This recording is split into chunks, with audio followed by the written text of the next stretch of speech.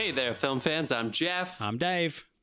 And I'm John, and welcome back to The Love of Cinema, a pod in which we'll challenge one another to discuss movies, both new and old, with a strictly positive critical eye. That's right. And to keep us positive, people, to make sure we have no lazy negativity, we've decided to make this a drinking game. So anytime you hear us say anything negative at all about the movie, about anything, you're going to hear this sound.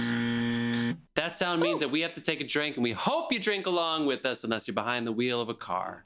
Oh, that's rough. So pour yourselves a glass, and I hope you like the drums in the new intro, because we all know what happens when the drums stop. Cheers, everybody. Christ. All right, people. Oh, whiskey shot to get us going. Speaking of drums. Yeah, I'm gonna let John introduce our friend in a second. Little housekeeping off the top. We are gonna be talking about The Square, people. This is Ruben Östlund's 2017 film, his follow-up to Force Majeure. It is about a Swedish museum director who has a terrible ringtone on his phone. That's right. That's what the movie's about. We are going to be talking about that, of course, in a second. And next week, for all of you who know that we actually drink for real on this show, everybody loves when we record 2 episodes back to back because we get pretty drunk by the second episode. Except my boss on Monday. Sorry to the parents of all the children I teach voice to that are listening now, wondering what their kids' voice teacher's up to. But yes, we are going to talk about Bonnie and Clyde. We're going back to film school, people, talking about 1967, and we will be a little tipsy because we're going to record that tonight after this. Yes, I know I just spoke gibberish. Have we officially stated that we are now doing the random year generator? Like, did we make that clear? We didn't tell anyone. We didn't tell a soul. So, Jeff, why are we talking about The Square? Because John said we need to do a random year generator. Look, you know what? The whole of the film industry has suddenly started pushing all their shit to 2024. So you're getting revivals of Christopher Nolan Batman films. You're getting all this other stuff coming in the theaters. Nothing new is going to come out except maybe 1 or 2 things for the whole of like September, October, November, December. You're going to get maybe 1 new release, 2 new releases a month. If everyone Did you say they're re-releasing the Nolan Batman films? Yes, they are in theater. Yes. Fuck. Yes. They love Christopher. They love Christopher Nolan so much. They're like, what do we do to replace Oppenheimer? He's still in fucking IMAX, so no one can use it. Guys, no, let's re-release the other films as well. I shit you not. On Saturday night, this is in September. Oppenheimer came out July 21st. In September, on Saturday night, I checked and it said Oppenheimer almost full on my AMC app. So yeah. But to combat this, we're doing what we did the last time cinemas shut down, and we're generating a random number, and we're going back to that year and talking about the old films. I love it. So how great is that, folks? You're going to get some fucking trivia on the year. We're going to pick a great film to talk about. I like listening to Jeff tell us all about that year. It's going to be really fun. So yeah, this was per my wish, per my desire, and I appreciate my co-hosts for going along with it. My initial pitch to them was, let's do the summer blockbuster face-off so we can stop talking about like big superhero movies so much. Yeah, thanks a lot. And then we ended up talking about a bunch of fucking superhero movies. That was really fun. So now we're doing this, and I'm really excited. So first up, 2017. Let me get some shout-outs out of the way and introduce somebody who's been waiting patiently. In the corner. Carlos Barroso is our beer sponsor. I haven't gotten a fucking beer out of that deal in a long time. So Carlos, if you're listening, we got a message the other day. Mail me some fucking beer, dude. It's been since the very first or second episode. It was last time I got to sip a Carlos Barroso brew. Yeah. In our apartment. I think that was a long time ago. That's what Carlos you get for moving away. C Barroso.beer is the handle. Follow that man. Enjoy yourself. All the beer shenanigans are fantastic on the Instagram. And all the music on this episode and every single other episode is provided by the artist Dasein, and Dasein is in the building. What? Brandon, what's up? Motherfucking say. You just welcome outed to Dasein, the man. show, What if he wears dude. like a mask or something? Yeah. Dude, Does this officially get me like first billing as the sponsor now that I've come on before Carlos? Yeah. Yeah. You should always have been Damn first straight before it does. anyway. Yeah, we'll have to move him to the front now. Yeah. Just tell everybody just a little. You are Dasein. You are not the Dasein. You are just Dasein. We mention your music every week, of course, but anything dropping of note that people should pay attention to on all the typical music platforms they can find. We've got a fantastic new remake of our theme. That remix was sweet. Oh yeah. Yeah. So in addition to that, there's a couple of things. first of all, thanks for having me. This is awesome. Yeah. I watch you guys' show. Awesome, man. Yeah. I've seen every episode multiple times. So you know what you're So in it's for. pretty exciting. Pretty exciting to be here. Yeah, a couple of things in the works. I got a release that's coming out in October 13th. My next release. It'll be an EP in the same world as the last one I released, Nescient 1. This will be a couple of the smaller pieces that are going to fit between the larger Nescient 1, 2, 3, and 4 that I'll release over time. So it's just to sort of bridge the gap and give you a sense of some of the other stuff that I've been working on. So that's coming next month. And then I also put up some official videos to go with all of the previously released content up on YouTube. Dude. So Cool. We if you look, don't we already, look forward to getting slugged for copyright for that one. Yeah. Oh my God. it's already Yeah. it's all there anyway, so hopefully it won't change anything. I actually was wondering if I was going to get copyright issues on my own stuff. Yeah, that'd be So- funny. Come on, YouTube. I can't So wait far, for so you. good. I can't wait for YouTube to copyright slug us for this one when you're on the show. That's gonna be fun. Yeah. I'm gonna be like, fucking mentioned really, his name. guys? I officially grant permission. Yeah. Did you I'll hear send, that? I'll YouTube? send him this clip. Dave, download So- that. Yeah. I feel like Yeah. There's a official artist channel for Dasein on YouTube, and you can find all of the original releases there. But now there's playlists that contain both the pieces in parts with the videos, as well as full unbroken up versions of all the pieces as well. So, I should warn people, like, if you don't like having to get up and change the track very often, some of the, like, our theme music, that's a section of I believe it's 52 minutes or 57-minute song. yeah. Yeah, 56, get your yeah. substances, sit down, lay down. Not that we're telling Look at people the to do ceiling, drugs. enjoy Do yourself. drugs, everybody do drugs. Fucking drugs. That's the way to listen. I would like to again thank all the parents of the children that I teach voice lessons to on the show. I'm sorry. Don't do drugs, kid. I'm sorry. Hopefully my employers are listening as well. Yeah. Yeah. Drugs are bad. Okay. All right, let's fucking go. 2017. Welcome to the show, Dasein. Let's rock. Jeff, why don't you fucking set it up? I literally have been like, I'm rubbing my hands together, listener, like somebody eager to begin something. I have been waiting for you to break down 2017 just because I enjoy listening to you talk about the years. Great. Tell me what we should know about the amazing year of 2017. 2017 was the year the Harvey Weinstein files came out. Ooh, jeez. All right. You get that just for mentioning that cunt on this show. Oh, fuck me, dude. Yeah, fuck me. Tell me about the incredible year of 2017. I mean, that is good. That's a great fucking thing that happened, right? Fuck that guy. Oh, that's going on TikTok. The Shape of Water would win a whole bunch of awards. So Also known as the fish fucking movie. Yes. go. All right. He listens to the pod. We love that. Yeah, won a whole lot of stuff. Gary Oldman won an Oscar. Frances McDormand won number 3 for 3 Billboards. Allison Janney won for I, Tonya.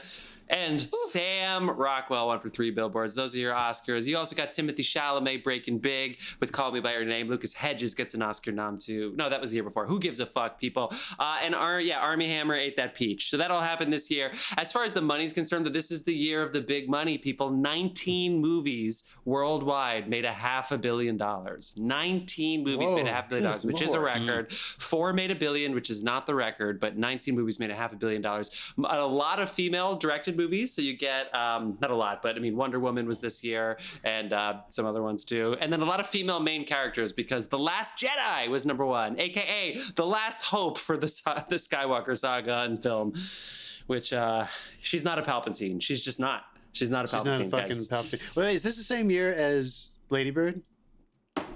Yeah, because Phantom Thread, Dunkirk. that's it. Yeah, Is that correct? Yeah. Okay. Yep, And then yep, yep, Dunkirk yep, yep. became the highest grossing World War II movie of all time. And then you have the highest grossing Chinese movie, Shanlang 2, and you have the highest grossing Indian movie of all time came out this year too. So again, this is just the year of the big movies. What Indian movie was Yeah. that? Bahubali 2? Are you guys really you're gonna do this to me right now? Yeah. I'm going to do it to you. Yeah, I need yeah, to yeah. know. Do it with an accent. Yeah, I was gonna say. Don't do it with an accent. Make it authentic. Bahubali 2, The Conclusion. God, that movie is awesome, dude. Have you guys ever seen either of those? The first or second one, the No. Bahubali series? Fucking like three, almost 4 hours long. There's like Jesus RRR, but Christ. like set in like their mystical period. Like it's set thousands of years ago. It's incredible. It's so fucking awesome. And, you know, they dance sometimes and sing and shit. But, I mean, fucking crazy, that I don't mind. It's the 4 hours without taking a piss. Yeah. It's It bugging is me right long, now. dude. Intermission? They are shameless.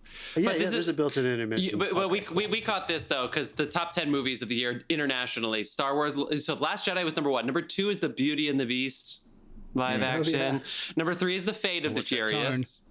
Number 4 is Despicable Me 3. Despicable Me became the most profitable animated series of all time, passing the Shrek movies. So those were your billion-dollar movies. Jumanji, Welcome to the Jungle, Spider-Man Homecoming, Dave, Guardians 2. Dave. Yeah, no, that came out in the 90s, dude. Thor Ragnarok was fucking awesome at number 8. Shanlang 2 is number 9. That was the first time a non-English or non-American film became a top 10 movie. And then Wonder Woman was number 10 internationally. Coco could not make it. Neither could Dead Man Tell No Tales. And fucking It made $700 million. This fucking movies make money, people. Great Justice year. League, Logan. Yeah, there's good shit that came out this year. Logan, nice. Yeah, that's what I want to say. There you go. Oh, and this is the year that Kobe Bryant and John Williams. Kobe Bryant won an Oscar for short, animated short. And Roger R.I.P. Deakins gets his first Oscar for Blade Runner 2049. This is 2049? Dude, What a should have year. led with that. I led with Weinstein. Fair enough. Yeah, he made his choice. Sticking to it. All right. Well, I think we learned everything we needed to know about this year. Thank you, Jeff. All right. The Square. All right. We have talked about Ruben Ostlund once before from last year for the Triangle of Sadness when we were doing. I rated it way too high. Guys, I want to do I feel like I need like a couple months before I do this, and I need to reconsider. I put that as my number 2 favorite movie of the year, and I don't think it's actually my number 2 favorite movie of last year. But I love watching Ruben Ostlund movies, and I wish I could watch more of them with other people, because I watched Triangle of Sadness with another person, and we both kept being like, "What the fuck is going on?" And it was fun. If I watched it by myself, I would have been like, "Fuck this movie." It's definitely a theme in his films. And I bet they play even better in an audience, just because they're so dry. Like some of that nervous laughter and tension, sincerity. I don't mean to shit on Ruben Ostlund's movies, but man, they make you think. Some of the best part of these movies is watching other people react to the sheer fucking awkwardness of what's happening on screen. Yeah, it's a big part of this movie, I feel. Yeah. So this movie won the Palme d'Or at Cannes that year, the main big award at the French festival that he's gone to multiple times. Yes, it's a foreign film. Everyone deal with it. Yeah, there's some English. There's some English. Yeah. Yeah, there is. Yep. He had a British accent. Do you think?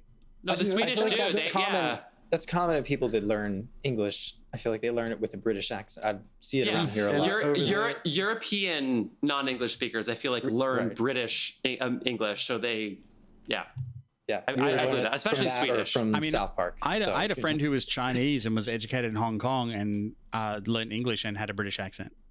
There you go. It's a forward placement. Yeah. It was, Jeff, what's this movie about? Fucking British are everywhere. It's about You can read the blurb. You don't have to. Yeah, read the blurb, I dare you. You don't have to generate. I haven't read a blurb in a while, people. All right, so this is going to set us up. Everybody watch this movie. Wait, let's do our usual. Has anybody seen this before? Had anybody seen this movie before? Is that a first time viewing for everybody? No. I think it was first time for each of us. Good. And it's also on Amazon Prime. So if you have your subscription going and giving Jeff Bezos his rocket money, his rocket fuel. As well. Yeah, I watched it on Hulu. Yeah. His rocket money. Yeah, give him his rocket money so he can fuck off. All right. Well, if you're keeping Bob Iger's subs up, I have a Hulu subscription too. I'll take that. You can find it on those amazing sites that help us see great content for subs. Okay, great. Oh, that's so funny. So we'll do the IMDb blurb, and then we'll go around. What'd you think? What'd you feel? No stuffy critic bullshit. Here we go. A prestigious Stockholm museum's chief art curator finds himself in times of both professional and personal crisis as he attempts to set up a controversial new exhibit. What'd you guys think? What'd you feel? Who wants to go first? Should we start with our guest? Should we put him on the spot? Yeah, let's do it. Dasein. Hell yeah. Dasein, we have mentioned your name 200 times on this podcast. All right. It's time to start paying my debt, I guess. So I'll start by saying I literally just finished this movie like 30 minutes ago. Oh shit! And I had to go take a walk afterwards. Are you okay? No. Yeah. No time to pause it. You had to keep it going. No, I didn't. I wanted to take a nap in the middle, couldn't. So it was good. I don't know how I feel about this movie, to be honest. I have a very similar feeling on the inside that I did with Triangle of Sadness, which is one where I watched something that I know was made by more than capable people. It's very clearly meant to have the effect that it had on me, but I don't know if I like that effect. Not that you have to like the effect of a movie for it to be good. So I think it was a really good movie. I will never watch it again. I'll put it that way. What about just the Monkey Man scene? That was literally one of the most buzzed here. Yeah, fair enough. You don't want to watch that before you go to sleep at night? Oh my God. Jack Andy We'll talk about Circus. that a bit later. Yeah, I'm coming back to that. I think I'd rather watch the ending of Event Horizon on loop than go watch that before going to sleep. I feel like I need to, because I can never remember what the fuck happens at the end of that movie. It's like my brain blocks it out. I don't know what they're doing subliminally on the screen. But Trauma every time, response. Yeah. So I don't know. I'm glad that I watched it, and it's interesting to see multiple of his movies now, to see what he does with subject matter. But I think I'm just a little bit at a loss to say what the subject matter was. It was kind of all over the place for me a little bit. I felt pulled in a lot of different directions. So I'm saying that because since I just finished watching it, this feels like a kind of movie that you need time to synthesize everything you just witnessed and let it kind of soak in for a couple of days. Yeah. So I'd be curious to see how this conversation... Tomorrow you're going to be real mad. Yeah. Yeah. In one way or the other. Yeah. No, and it's also the kind of movie that I feel like you kind of need to talk about, kind of like what Jeff was saying earlier. Watching this in a vacuum might not be the best way to do it. So I'm curious to see how my feelings will transform after hearing what you guys think and us talking about it and stuff. So that's kind of where I landed on it. Love it. Dave, what'd you think, man? I was kind of in the middle as well. It has its slow bits, it has its great bits. There are some really standout, wonderful moments in this film where you're like, what the fuck? Or but I found myself considering, is this a parody? Is it meant to be a parody, or is he actually making a statement? Because it seems to be like a series of situations that have nothing to do with each other happening around another unassociated through line, like the phone story. Everything is a branch off of that, but it has almost nothing to do with that. There's this other B and C lines going through. So it's very confusingly structured. But I did like the theme of constantly calling for help and no help is given. And that is the one theme. That theme is right there in your face the whole way through it. People are constantly calling for help, but no, they can't get help.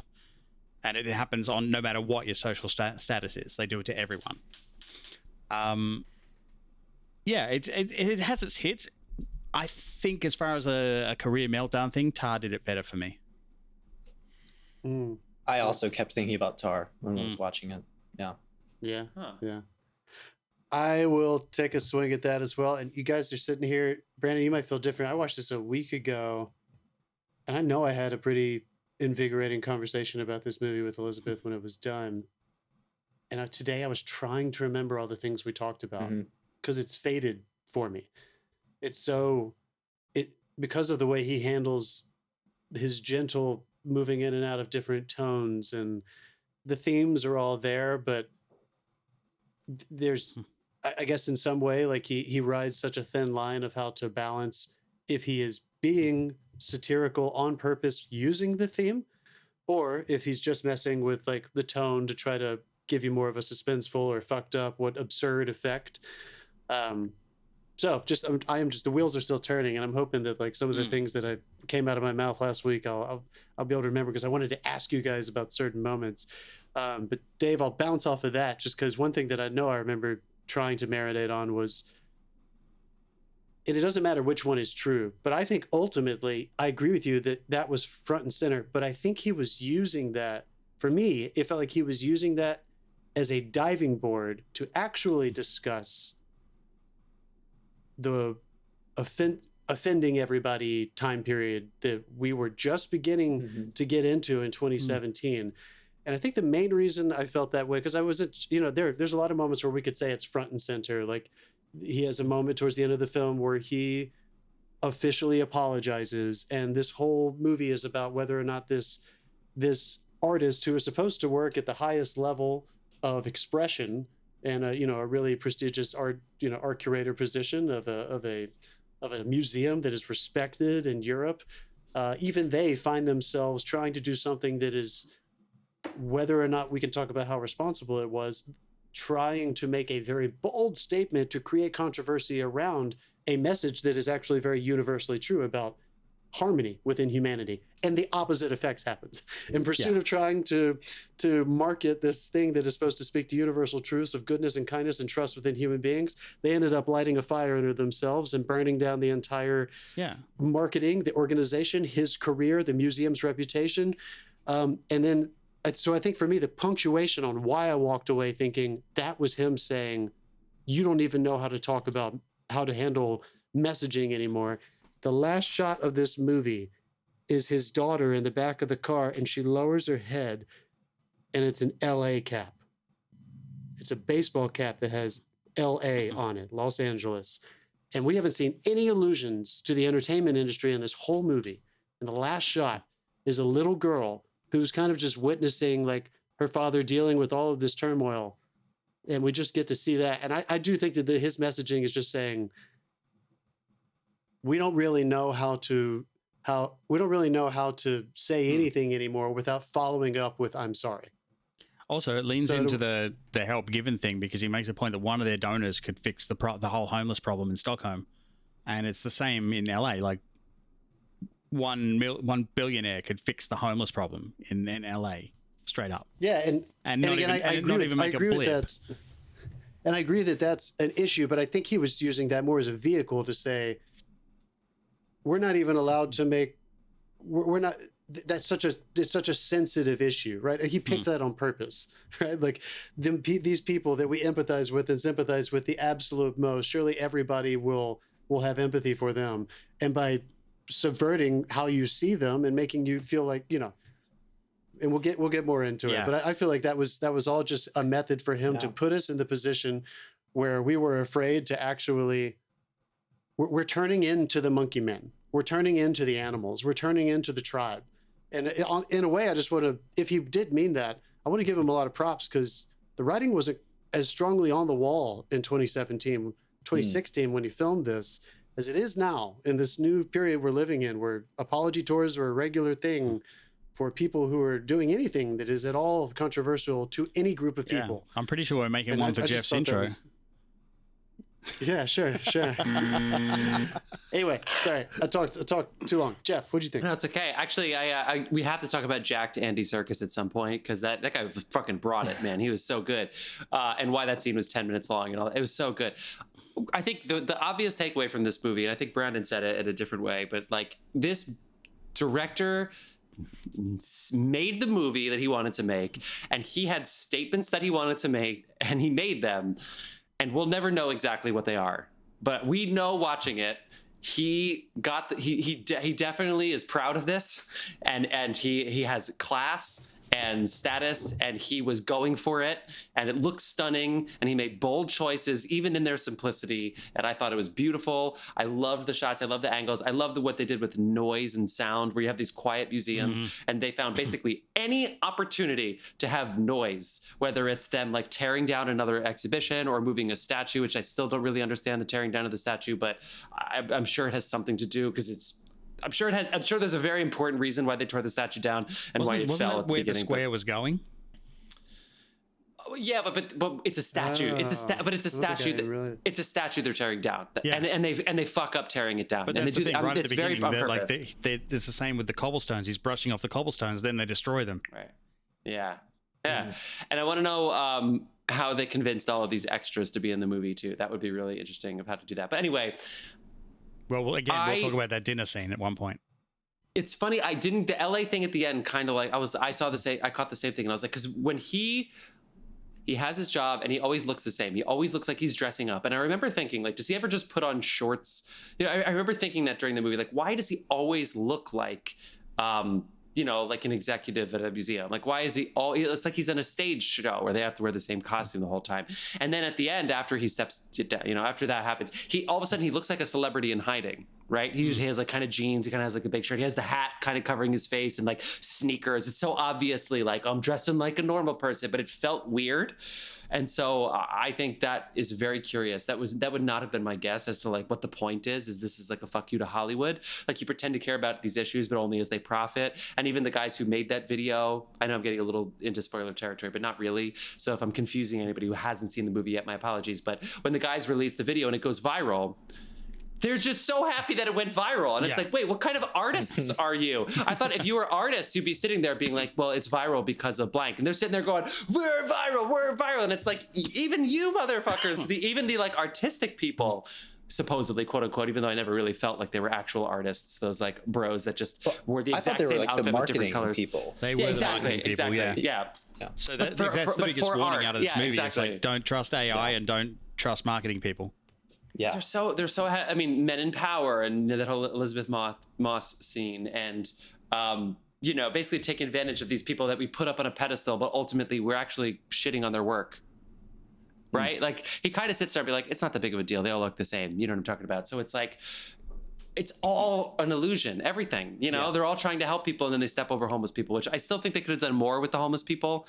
I feel like that was a little too divisive for me because I don't think they had. I still don't know I don't know. He made the movie he wanted to make, but I'm kind of like at the end of the movie. I think that may also be Dave's. With the point Dave was getting at, that like these issues are just a device for us to express these like greater concerns. But I mean, there's definitely a lot of commentary about speaking with the most intellectual perspective on these really important issues, and then it kind of just stays there, right? Yeah. And then Monkey Man tears you away from that, reminds you you're a human being and you're afraid. That 2-second interview at the start of the movie where she reads out the paragraph describing that's what I'm talking about. It was the most pretentious, contradictory bullshit I've ever heard. It was brilliant.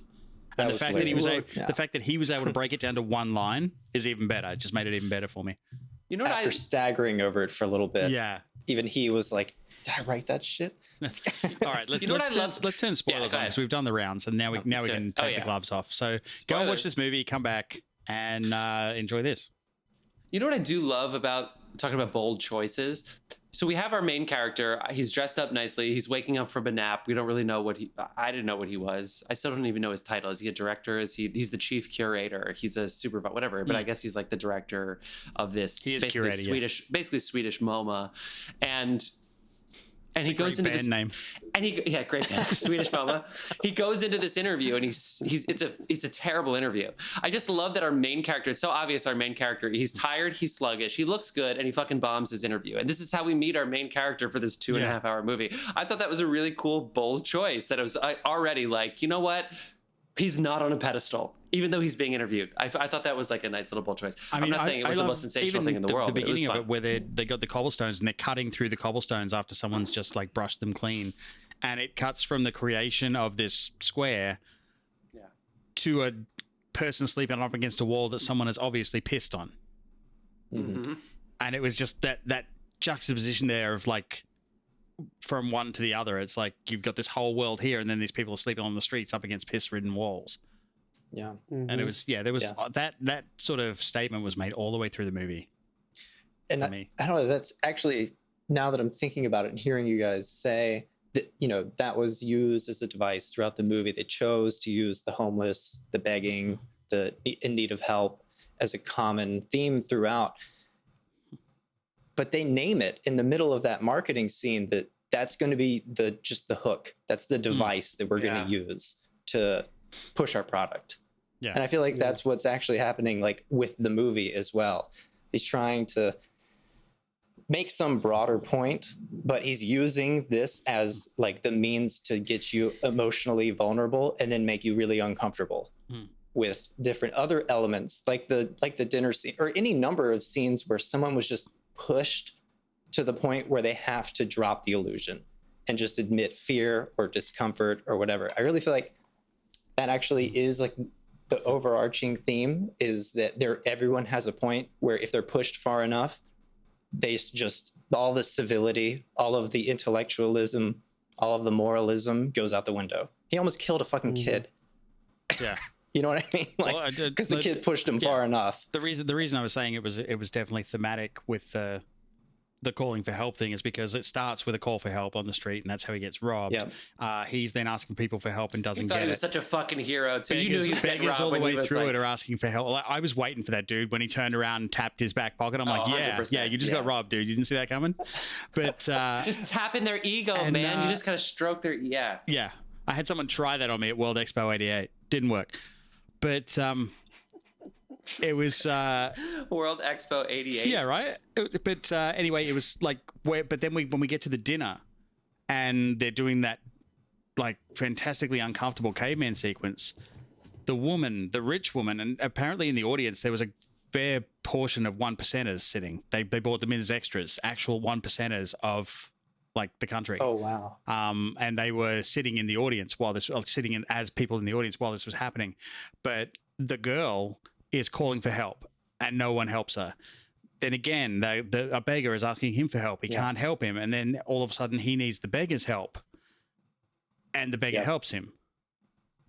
And that's like the last one that happens in the film. It's where like this guy someone finally says yes when someone calls for help. And it's not the people that have the means. Yeah. It's the beggar. It's the beggar. Yeah. We're talking about our movie, right? Because I was expecting him to be like, I'll give you $100 if you sit here, but he didn't. And so obviously that's a statement, right? That's definitely the director being like, guys, I know you're thinking about just giving money to do this. Yeah, he's messing with me. That's how rich people work. And aside from these, there were also, for me, there were a lot of, I laughed quite a bit throughout this movie at some of just the absurdity, the humor that you want, satirizing like highbrow art, modern art. You know, that quote at the beginning was really funny. The chef. Oh my god, the chef. That shot of the gravel room. Yeah. Every time they would go back there were a lot of moments that made me laugh there. Were you waiting for something to happen to that? Like, oh yeah, because of course, the first time when they were cleaning it, when the guy was cleaning it. Yeah, at some point it gets vacuumed up. That was hilarious. And then their conversation about what do we do afterwards? Do we call the insurance to replace the whole thing?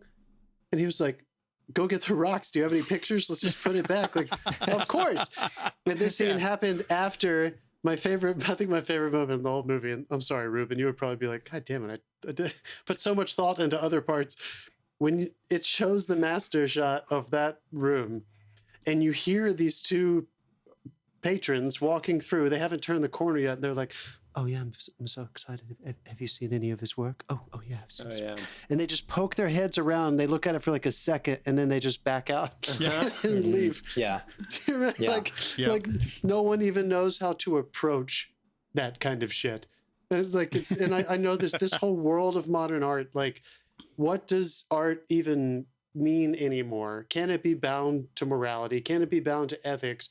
Or have we gotten to a place where it's more important about that little thing that's on the wall that the artist says is relative to their intention than it is for like just how the work actually affects the viewers, society? And again, he names that in that beginning interview, you know, when he talks about if I put your bag there as a piece of art. Yeah. Which is, you know, and I think you think it's only going to be that, which is that is the thing I enjoyed about this movie, was that I thought it was just going to be satire on classism using the high art world as a vehicle. And I do think it ended up being a lot more about humanity and making broader statements about what we've already discussed with society. The kid, you know, just the act of the justification of him wanting to get his stuff back and this weird consequence it has by, you know, ruining this child's life. I don't know about you guys, but I was like, I hope that kid's dead. That was great casting. I wanted to fucking beat that little child. That kid was so fucking annoying. Yeah, he did. He did kind of make me wish for the death of a child. He reminded me of a kid who would have been cast in Newsies as one of like the King of New York kids, like when he was younger. Come on, you put him in the Sandlot. Let's go. Give me that kid. I want that kid more shit. God, I hated him. I'm sure in a great way. He was very effective. And you know the guy who that played whole sequence was really excellent. Wait, that sequence. Which one? Sorry, go ahead. No, I was gonna speak selfishly. Go. The lead of our movie is 6'4½", which is cool. He also has my birthday. We're born on the same day, and he's a step grandfather. Wow, Christian, what were you saying about that kid? That's good, Jeff. I was just saying that sequence when he is coming home with his daughters and the child is there. Probably the most. It's coming after Monkey Man. Right, so like this sequence has already gone down. He comes home with his kids, and there's this crazy sequence where this kid is there, and you start to believe that something bad is going to happen. The kid, the way they film it is really interesting. The kid like falls down the stairs, and you're not sure if he's hurt. You know he's not dead because you hear him get up and cross camera. You hear it in the sound, but you don't really see it. And then you start to hear, but you're not sure if you're hearing or if he's hearing this child asking for help. And it leads into this crazy sequence where when he goes out into the rain, and I thought this was probably like his climax for this character, when this guy goes and tears in his tuxedo, digs through trash. And that alleyway suddenly got really fucking wide. That image was so really good, though. Wide. Yeah. And I guess that was the real pinnacle of what he was trying to say. Like, in a way, what goes around comes around kind of thing. Like everyone at some point will find themselves desperately digging around in the muck of their life to try to find an answer to something that is almost entirely relative to your own morality or your own ethics. So like I was almost touched. Or was he saying like the only way to break these constructs is to break it down to the bottom level? I guess he was saying that. Or is that just my personal wish for society? We'll never know, because we also have to point out, like, if he was trying to say that, the irony of a man trying to make that statement with a very pretentious movie that won Palme d'Or at Cannes is silly, right? I know. I mean, that's, does anyone have the minutes on their ovation? Like, what did they get? How long was it? Oh no, I'm sure it was several though. I'm sure it was a lot. Because if it's not in France, if it's not, I kept thinking that if it's not 7 or up, don't even talk to me. I mean, come on. No, I mean that's a good point that you made though, because I feel like part of the movie was trying to poke holes in the modern art as a concept of just like having these, the meaning of it is that it's in a museum and therefore it's meaningful and artistic. Kind of felt that about the film in times, and then it would, cut to moments like the trash where it became suddenly very cinematic, very poignant. It was just all over the place like that for me. And maybe that was, I'm sure it was intentional. Maybe that's meant to be jarring. I found it very jarring because there are times where almost everything is happening off screen. It's just a still camera looking at a corner of a room, and then stuff is happening off camera. And then you have moments like that with the rain. And I don't know. I had trouble acclimating to the movie because as soon as I would acclimate to it, it would change. The edits were very interesting in this. The edits came out of nowhere, seemingly. Like all of a sudden, you think the scene could have kept. It's not like the scene had an arc, and then it was like it was rising, and then climax, and then denouement, and then it was like all of a sudden edit out. Even like the scene where he's giving the speech, they just edit it to like the guy like looking up the Find My Phone, and then edit it back to the applause. It was almost like we're sick of the speech. We want to get to the end of it, but we can't just cut to the end of it. So cut, boom, we're at the end of the speech. They're doing these. The Lizzie Moss scene that could have gone on for another 15 minutes, and I thought it might. It was so unsettling, and then we're out of it. That was very unsettling. And the sound, about that. The two in a row. So he's speaking in Swedish to the PR lady, or I forget exactly what her title was, where she's talking about the cleaner who had swept. and I love the extras like coming in the background and stuff, but they're like demolishing a fucking something in the background that we never see. So we hear that sound while they're speaking quietly, and then it goes right into the Lizzie Moss scene. It utilizes the back of frame better than I've seen a lot of things do it. Yeah, like there's there's always something that leads to it, like it breaks its way to the foreground. It starts in the back.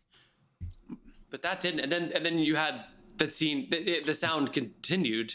I think it was the same sound. Fuck, it doesn't matter. The sound when Lizzie was talking with him, it's like, And again, I feel like I think he's just fucking with us. Like I really do, because Dave, the comment you just made, like this is true for all movies, but like he had already, especially like art house movies, but it's true for commercial cinema too. And and he made the statement about if we display it, does it make it art? And he did keep playing with things in background, and he did keep playing with things in sound, but actually they were insignificant. Nothing actually happened. Yeah. That statue actually didn't come down.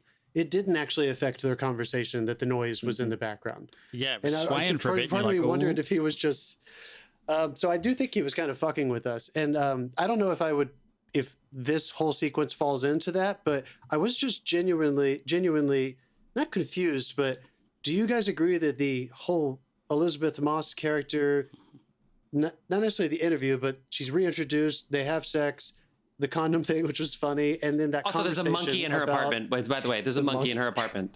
Yeah. Did anyone else immediately think of Gordy? Yeah, when that monkey walked in? I was like, oh shit. Yeah. and Nope, of course, yeah. Yeah. Again, I feel like he's just fucking with. He's like, isn't that weird? But he's too smart. He's smart. I think he thinks like, you think I'm going to say that there's significance there, but I'm just fucking with you. It's just artistic to have a monkey in there. Maybe. I'm not even going to acknowledge it. I'm going to put lipstick on a pig. I'm going to literally have this thing putting lipstick. No, but I think he has a slight answer for all of that. Even though he might be fucking with us, I think it's like the roommate. When we go and we have these relationships with people, we don't give a fuck about the roommate. We'll have sex with that. You know what I mean? Like I kind of felt like it's just like the nonchalant roommate who's just voiceless, nameless in these kinds of movies. And I thought that was the monkey because they sat down and like started eating popcorn. The monkey. So it was like when you go and you want to have sex, who gives a fuck about the roommate? They have a life too, but they literally don't matter as long as you want to fuck. Someone who shared a wall with Jeff, I resent that. But what a random point to make. This is what I'm talking about. This movie is all over the place. Like I feel like he made a lot of points and a lot of them connect, but it was like exhausting. Yeah, you know what I mean? At least like whereas something with Tar, for instance, which is a movie we've compared this to. I mean, it is a very specific character study where you generally, there are moments where you're like, what's going on? You know, where she's wandering in the halls at night and there's the metronome and stuff, and you don't really know how that fits. But everything is pretty much within a sphere that you're aware that you're in. Whereas this one, where the fuck did this monkey come from? Like, what? Yeah. Well, and this is where all right, so hold on, that conversation with Elisabeth Moss. Yeah, back to that. By the end of it, we knew what it was in the first sentence, and it didn't change from the last sentence. I think that's why the sound was there. Yeah. And I guess so, and I guess it was just to comment on the power thing that he eventually was saying, that you were attracted to it, the idea of these institutions having power. I mean, I guess that's all it was.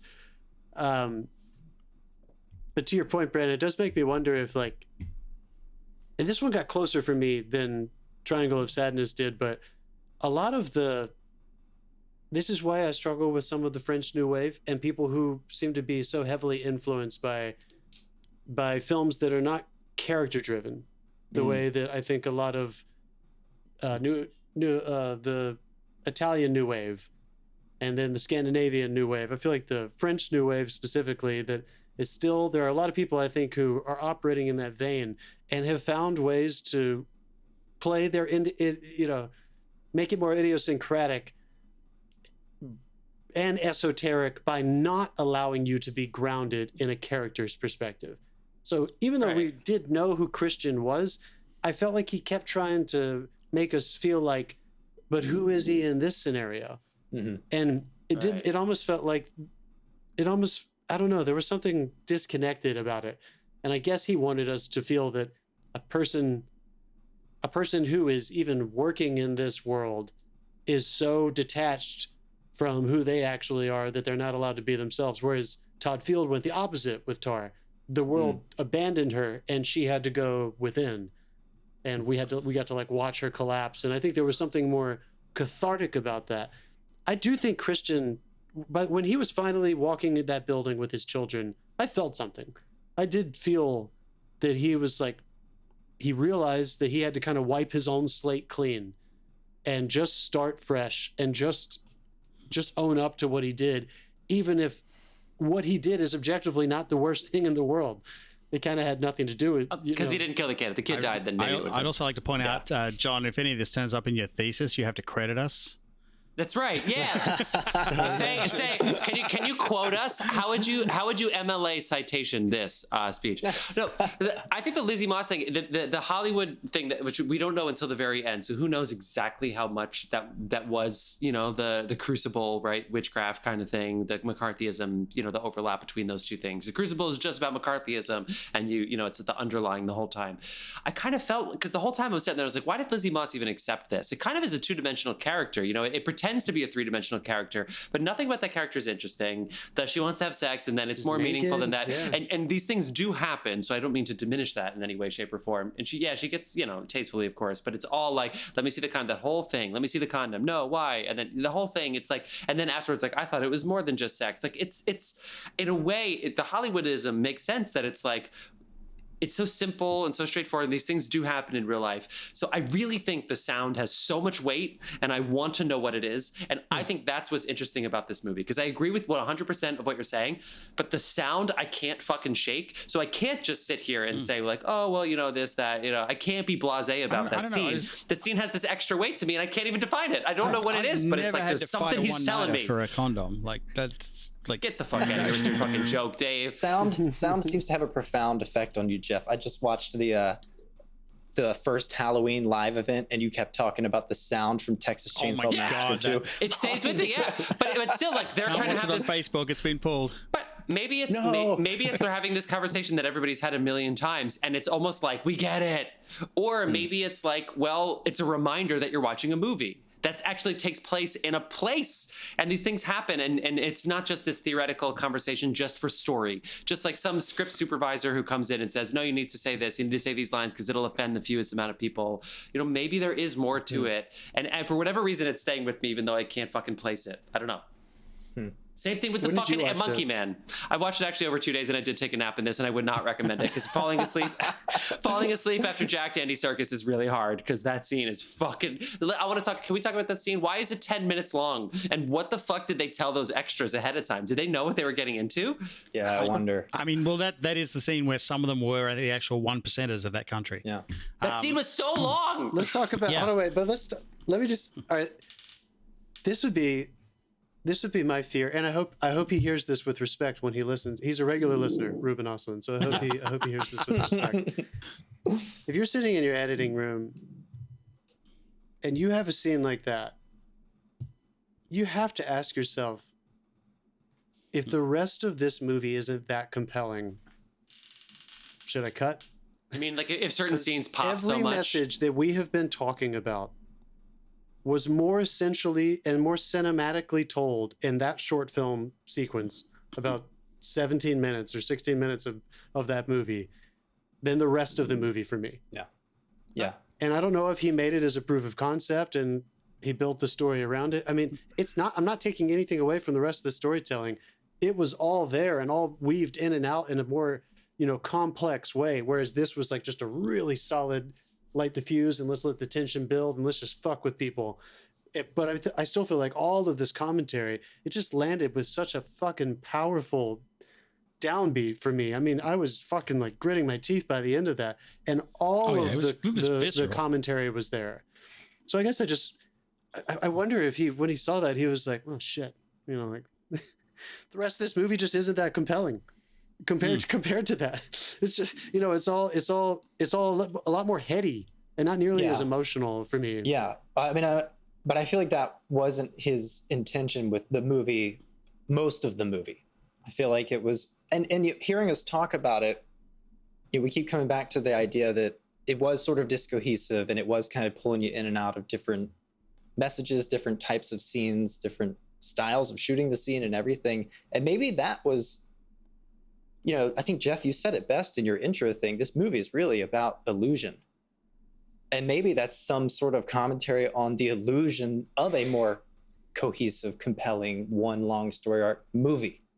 The idea that is reflective of life itself is an illusion. We all just get on board with it and extract what we want from it, whether it's entertainment, lesson, value, moral, or whatever. And maybe that was why he chose to make this thing 2.5 fucking hours, even though it is very long. It probably didn't need to be. I think all of these things kind of contribute to shattering the illusion maybe it's the Hollywood thing. Maybe that's why he tied it up that way at the end. I don't know. That's why I have more questions about this movie than anything, and maybe that was his purpose. Maybe. Brandon, as our resident music expert, how many more times did you want to hear the Bobby McFerrin Ave Maria? At least 3 more times would have been good for me. They did use it a lot. Yeah, Brandon. No, I think you're probably right, man. And I still feel like I enjoyed watching this more than I enjoyed watching Triangle of Sadness. I think, unfortunately, I haven't seen Force Majeure and I haven't seen some of his other earlier things, but I think I just had more fun watching this one, if you want to use that word. I was a little bit more on the edge of my seat throughout, just trying to kind of hang on to what he was doing, and I was compelled. And just to put this to bed one more time, I feel like he chose that shape for a reason, the square. And I do think it is like, this window into, it could be entertainment, it could be the way you see the world. And it's also like, is there anything maybe more pretentious than like a 2-dimensional thing? And we're just saying that is going to encompass the entire experience of humanity. And I think just trying to break down all our expectations of what art and social commentary, morality, ethics. And if his goal was to try to do that, I wonder is he coming? Is he making a trilogy? And is something's going to be Circle next? Yeah. Yeah, triangle, square, triangle, square, triangle. Lines. Yeah. Rhombus. Rhombus is next. Yeah. And of course the trope of if you're, I kept thinking the whole time, like, is this main character a square? Like, is he trying to goad us into that kind of way of thinking about this? And of course, I love that they were wearing the cheer outfits when we say this is a tough weekend with Daddy for sure for those kids. Yeah. This is one they'll remember for sure. They'll circle it. We don't make movies about blasé weekends with Daddy. We make movies about those hour and a half in. I didn't even know he had kids. An hour and a half in. That scene was with all that again with the noise. We hear the kids first. Why did we go to the cheering scene? Because they dance, because the cheer competition happens on a square. What's the whole point of the square? Everybody's equal here. Everybody has equal rights. Sports and competition is built on the premise of equality. And may the best person win given equal stakes. I was sitting there, I was like, this is bold as fuck. But like, is he now trying to equate sports to this? I couldn't tell if he was trying to add more to the metaphor or not. Things. I know, that's what I'm saying. Yeah. But exactly what he said in the press conference. This is a place about equality where everybody is the same and everybody's equal. And when it comes to a cheer competition, that's what it is. You all start with 0 points. And I thought it was a bold choice. Y'all think it's interesting that this movie, that the titular feature of this movie is the work of art that we basically never see. It's like about everything except that, which is kind of also named in the discussion about the marketing discussion they had. And maybe that's part of the commentary as well, that it's really less about the content of what you're saying or what your expression is, and more about the way it's perceived and everything that happens and spirals because of that perception from other people. This whole thing is a fucking piece at the MoMA, where you can't sit there and be like, this is the best piece of art ever. It's also a fucking handbag hanging on a wall. You know what I mean? It's like, look at the questions in the press conference. The first one was like, you're insulting the poor, you should be ashamed of yourself. The second one was, what was it? Why did you choose a blonde girl? And the third one was, you're apologizing for it? I'm offended by that. Yeah. So this is where free every speech single stops for you. person Yeah, the whole had spectrum. a problem with what he'd done from a completely different perspective. Yeah. And the first press conference was essentially Twitter out loud being yelled at him. Yeah. But Dave, did the shots compel you at least? I mean, it looked good. Dude, there were some fantastic uses of practical light in this. And like, I love when they include them in the reflections. In particular, when he was in the bathroom and you could see the reflection of the practicals they'd used in the tiles. And you could see on one side it had been dimmed to give you that like nice fill instead of a key. And it just looked great, but they've incorporated them into the scene. They use this a lot in this film. Silhouetting was great. There was a lot of really creative stuff done with camera. And everything, nothing was done for the sake of art either, which is completely opposite to the movie. Well, I was just about to say that I feel like it's such a controlled composition that I do think he wants you to know you're watching a movie. This isn't gritty handheld trying to just make you feel like everything like we're just moving in and out of life. A lot of very long static shots. Yep. Yeah. Like I feel like I was very aware that he wanted you to know that you were watching something that was designed. I felt for the poor bastard on that steady during the dinner. Yeah. I mean, we're talking about it. I feel like that guy was improvising too, so he may not have known where he was going to go. Surely he knew about that final table. I feel like that one I'd like to think yes, but who knows? Like the reaction that him in the body? Was great. Was that him in the bag? Afterwards, they cut to the bag in the rain outside the homeless people. Because they said, let's kill him. Shit. Well, I mean, no, I'm assuming it wasn't. We would have known, because at the press conference, he would have had more to talk about if somebody was bludgeoned to death at one of his events. but the scene ends with them all beating the shit out of him, and it's point of view, so you don't see him. You just see them punching basically air. And then the next cut is a bag that looks like a human in the rain. So what's that statement? Wow. I didn't even put that together. Oh, man. And then you cut to the homeless person who's sitting around, and you slowly segue back to, I don't know if reality is the right word, but yeah. And that was the night Christian goes home. Yeah. With the kids. All right. And I was like, all right, were his daughters at the dinner? I was like, please tell me those daughters weren't at the dinner. Because the next scene is him taking the daughters home. Is it, or did he take them home after the cheer? No thing. Nope. Because it was because of the rain. It was pouring rain. You see the homeless people sitting around basically the museum, and then he enters his apartment building. He's obviously picked them up from their mother or a babysitter. They were not at the dinner. Because I sat there, I was like, please tell me they were not there. Jesus. Worst weekend with Daddy ever. Yeah. Intense. Any other So is that what you guys are going to remember about the movie years past? I'm going to remember the 8 guy. The dinner scene is going to be, I mean, that's why it's on the poster, I think. And also, I feel like. Yeah.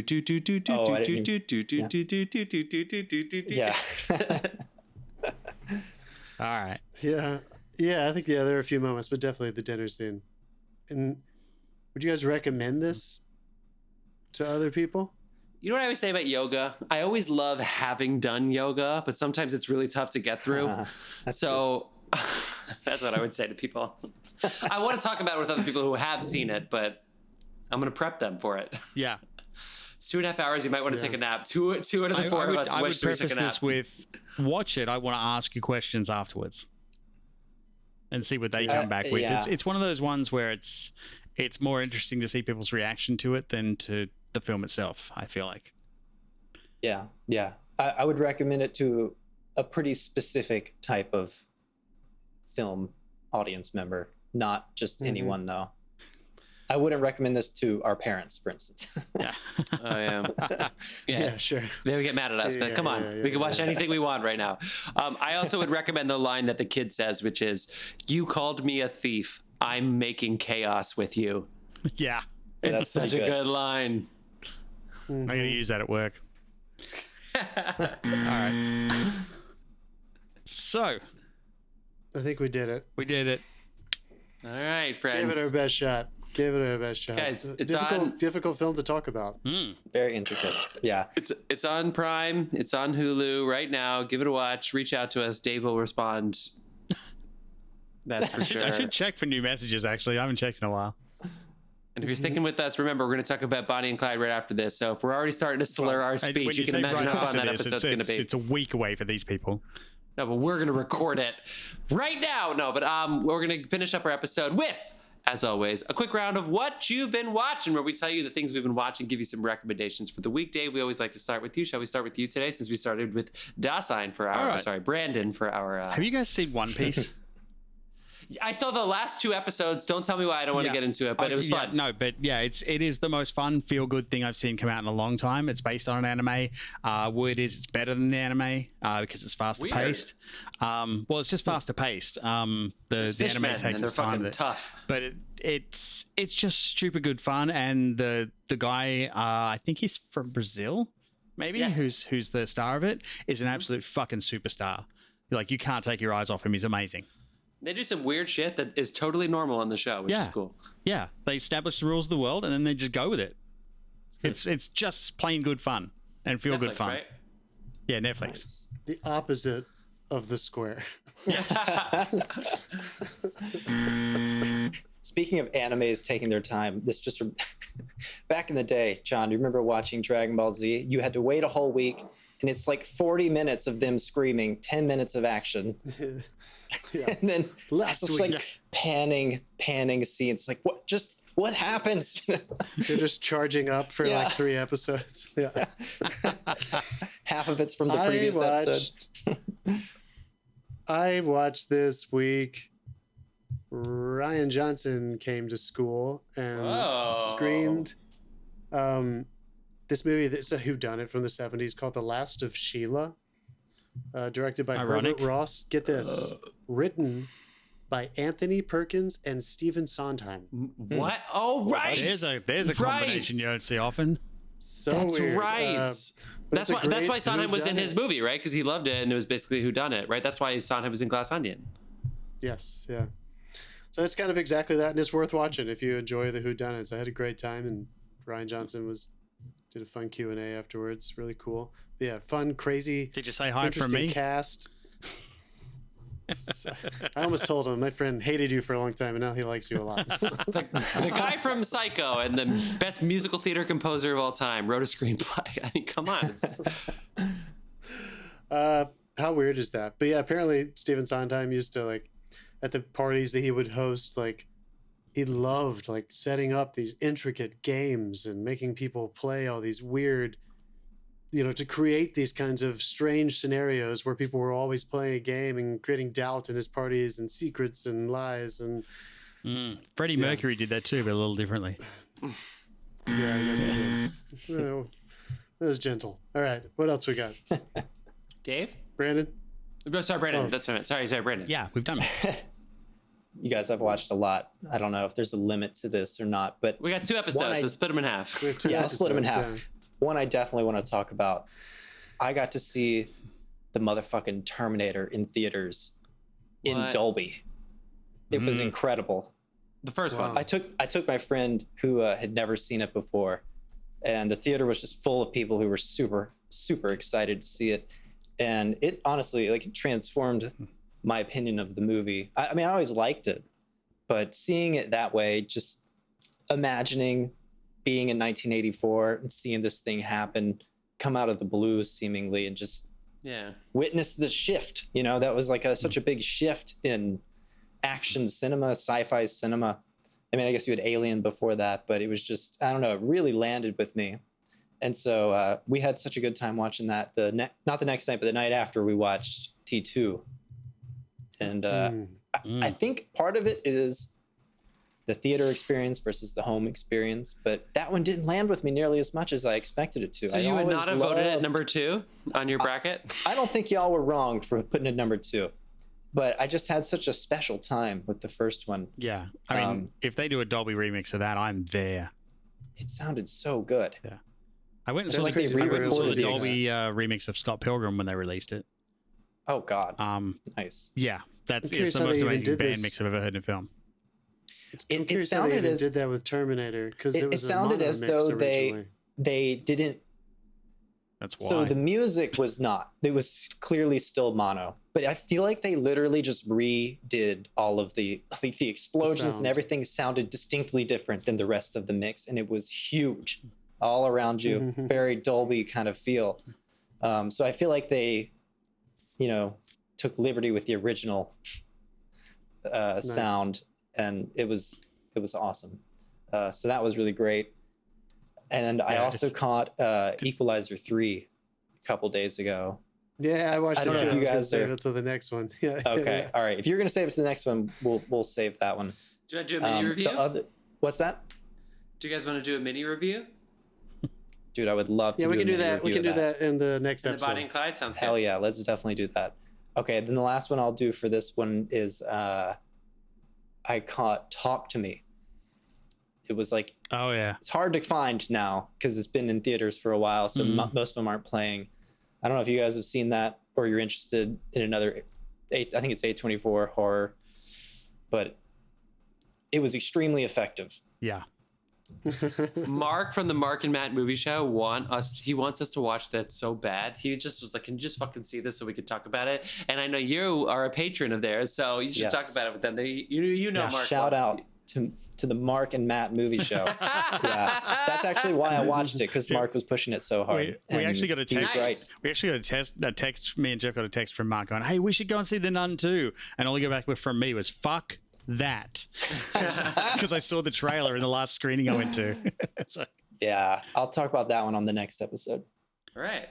I saw a bunch of shit, but I'm gonna keep it chill as fuck, and I'm just gonna say, I got into Clue the game recently. Angela's a big Clue fan, and we watched the movie Clue, and I'd never seen it before. And it was one of those. I was like, okay, this is cool. It's very 80s, etc. And for anybody who's seen it, of course, by about an hour until the end, it's so fucking great. It's all worth it. Everything's so great. It's Tim Curry at his fucking best. Guys, the cast is so good. I love it, man. I loved Clue. I loved it. And what a fucking bold choice for the end of the movie. I've heard there might be another one coming.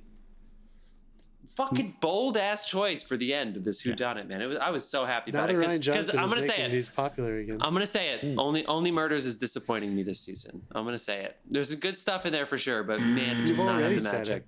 It does not have the magic of 1 and 2. So it was bumming me out. So I'm so glad to see that movie because I was like, fuck yeah. I don't think you're alone. I feel like I hear people saying that it's too bad. This season of Only Murders. Guys, thank you so much for sticking around this episode. Thank you, Brandon, aka the artist Dasein. You can find on all of the platforms, including our show. That counts as a platform nowadays. But yeah, he prepped everything before I listened to the Nacian series, people. Do some drugs or not. Be stone cold sober and sit back and relax and enjoy the ride. I mean, it's so fun. So good to have you on the show, and I can't wait to talk to you more about Bonnie and Clyde in a second. Anything else before we go, people, that you want to mention? No. We good. All right. We'll see you next week, film fans. Peace.